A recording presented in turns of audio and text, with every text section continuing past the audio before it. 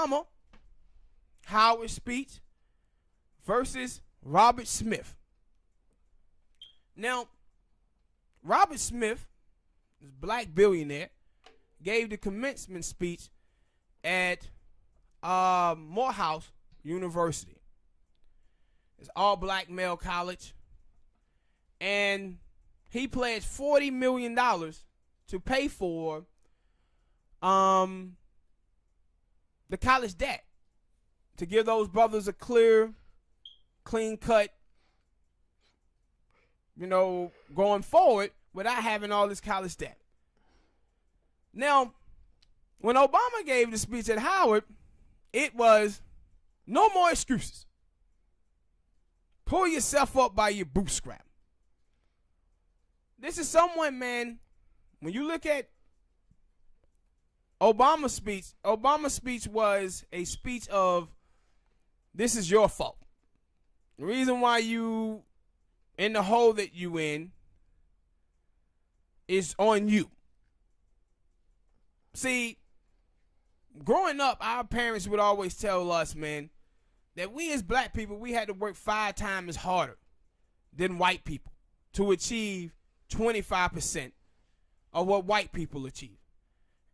And when you look at Obama's speech, that's what his speech was telling those black men.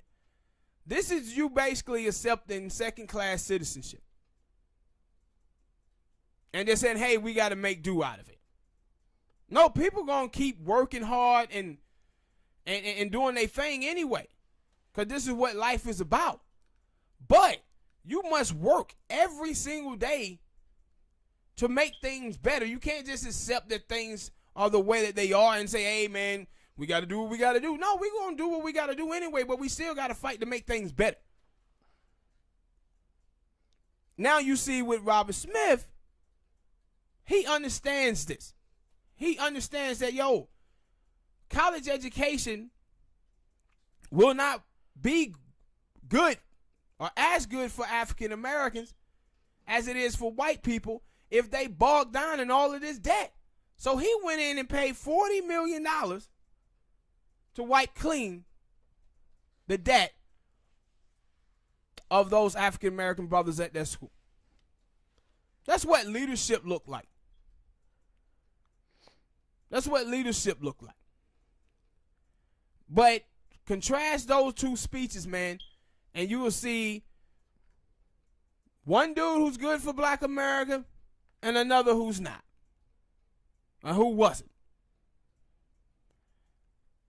And another thing I want to talk about with the Robert Smith speech and his pledge is what happened on the internet after that. And you know what you've seen? Black women hating hard on this pledge. Hating on it. And I seen this sister, and she tweeted out something, and it was amazing because I've been talking about this for a long time with some of these black feminist women. And she says, I get on the internet. She said, before I get on the internet, I see that Robert Smith made this pledge for the young black kings at Morehouse University, and she said, I was so elated that I shed a tear. But she said, as soon as I get on the internet, that happiness would turn to anger. And she said, the reason why is that I see black women on here hating on this man good deed, saying that this is bad, this is wrong. And she said, why when y'all want 400 black males now burden-free, debt-free, going into the workforce where they can date and marry black women and help uplift the community and be new role models in the community without have to worry about all of this debt and have their economic power being brought down because of all the college debt? Why would y'all be hating on that? But then the young sister, she says, but when I watch black women, she said, I see, they telling me why. She said, they see black men as their competition. And they want black men to be at the bottom. Therefore, it makes them feel good. Yes, that is it. This tweet that I saw from this black girl yesterday that talks about mass incarceration and the drug war made it where black women now have to date down. I'm like, how come you never hear any race of women talk about dating down? Why when you hear people talk about dating down, it's black women? When they talk about love don't pay the bills, I can't find a suitable partner, I'm not dating down, it's always black women, and black women are the brokest women in the United States, right with us. Like, how can you think that you better than your men when you broke just like them and come from the same lineage that they come from? I'm not dating down. You already down. And people keep asking like, yo, what's wrong with the black family? This is part of it. Where love is not included, where we have black women who out here hating on any progress that black males have. Like, if you remember when the Black Lives Matter movement first got going, they was hating on that, talking about it talks too much about black men. When nobody ever said anything about black men or black women, black men just happen to be getting shot way more than black women are. It's like 356 black men on average, I think the last 4 years, been shot and killed by the police, while 11 black women get killed. So, of course, they're going to focus on the majority. But they was hating on that. They was hating on the Brothers Keeper program that Barack Obama had created. He never funded it, but he did have a thought of it. He never funded it, but he thought of it. But they was hating on that too. And I was like, yo, to the black women out there who think like this, black men are not your enemy. Black men are not your enemy. You don't supposed to be out here trying to compete against black men. Especially, and when you look at this, when you see these type of things, you have to look at it, the overall view of America. Like, black women are the least sought out women on dating websites. Black dudes, you constantly criticizing black dudes for dating outside of their race. They don't be seen to have a problem dating outside of their race. While you up here thinking black men are your enemies, and then you out here amping up white men. It's amazing. Black men are the white supremacists of the black neighborhood, but then you see these same black women talking about how they want to date Brad because Brad got some money. If we are the white supremacy of the black community, then white dudes is terrible, right? You saying that white dudes are terrible, but you still want them. This is about money. But they want black dudes to be at the bottom because it makes them feel good about themselves. And see, this is the thing that I was telling you a while back about LBJ and what the Southern strategy was all about. The Southern strategy was all about making white people feel like they was exceptional. If you make white people feel like they're exceptional, then they'll start looking down on blacks and Mexicans and blaming those people problems all on them. And that's how you create the bootstrapping mentality. So now what you have is you give people somebody to look down upon, and you got them. And what with these crazy black feminist women, what you see is feminism then gave them black men to look down upon. So the most of their stuff is talking about black men, not the system of white supremacy that had put black men in a terrible state of mass incarceration, the drug war. They're not talking about those things and empowering each other, black men and black women. This is why when you go online and you tweet out black love and black family, the people who give you the most anger is black people. How the hell you hate a black family and you come from one? A lot of them didn't come from a black family. They came from single mothers. I'm just gonna say, yeah, that like they must not have brothers or they must not have a brother or they just think that when I have a kid, it's gonna be a woman, be a girl. Cause like you can't have those views if you got a brother or if you have a son and it's a boy. At least that's my view. That I can't feel. You're correct. I can't. I don't know. These people are retarded. I didn't mean to say that, but yeah, I did. They retarded. Fuck it. Yeah, because and you 100% correct. If you have a kid, a black woman have a kid, it gonna be a little black girl or a little black boy. How do you see black men as your competition, man? That you being competitive about? You know why? This is the same thing I said the other day about black people. And now you say this about black women, these black feminist women too. Black people understand that America is screwing them over and fucking them over. Black people want to stay in a delusional state about this. Why?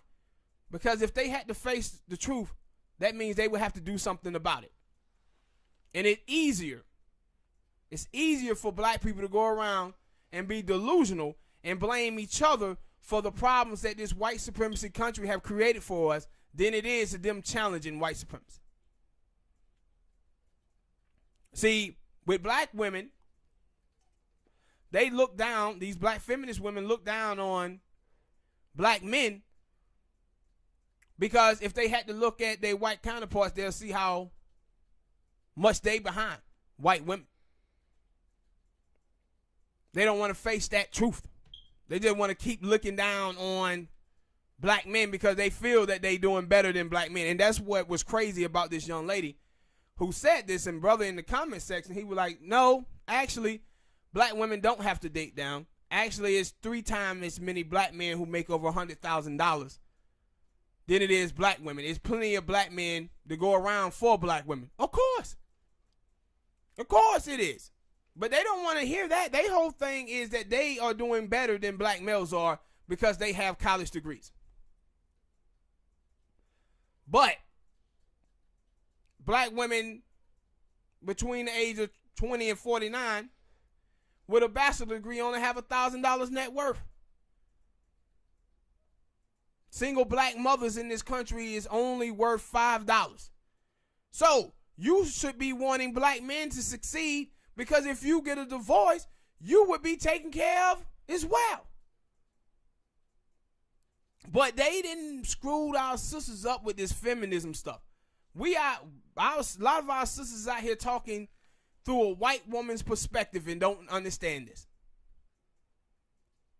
They talking white women's talking points and thinking it's theirs. No, black men and black women have to be black first.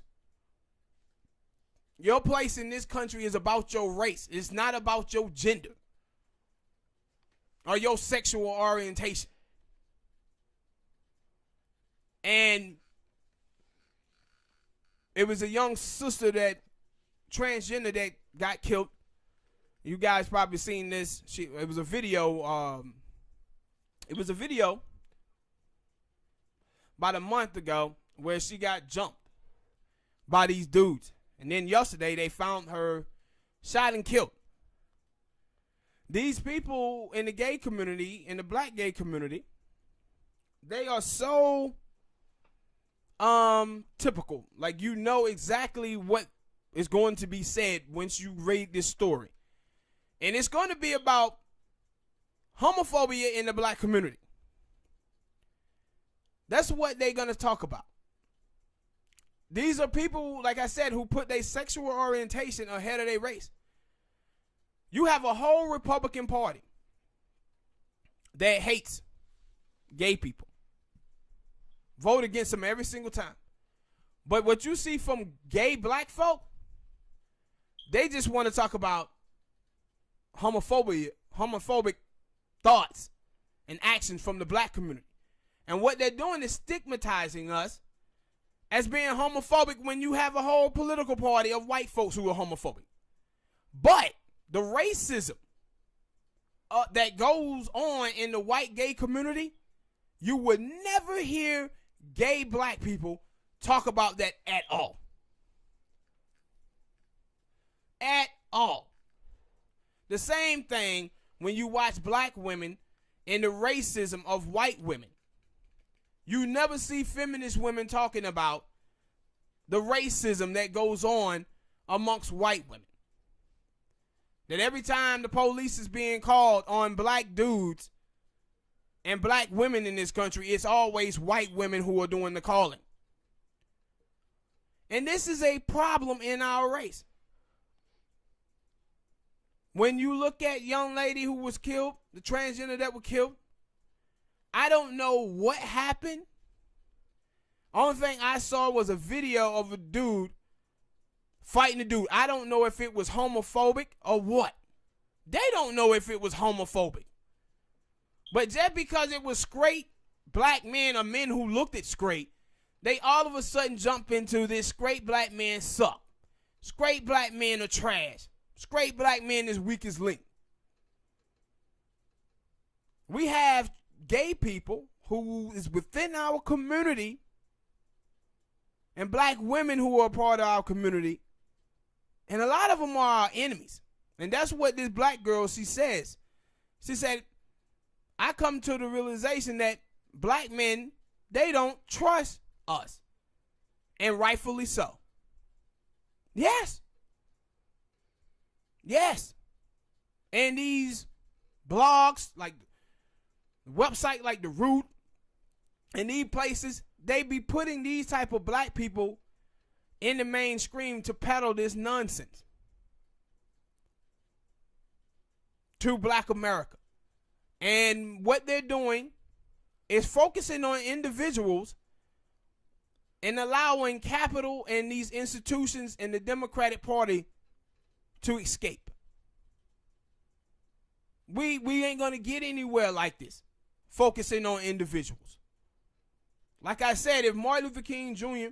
would have went to the South and started focusing on individual stores that had no colors allowed, he'll still be there now. You have to get the system, the institutions, to protect the people. Going after individuals, you're going to be here all day. So with the transgender community and in black America, no, you're going to have to fight for tougher laws or whatever against transgender community. For you to do that, you're going to have to hold the Democratic Party accountable to do that. You don't know how to do that. Because y'all just want to sit around and talk about who called you a sissy.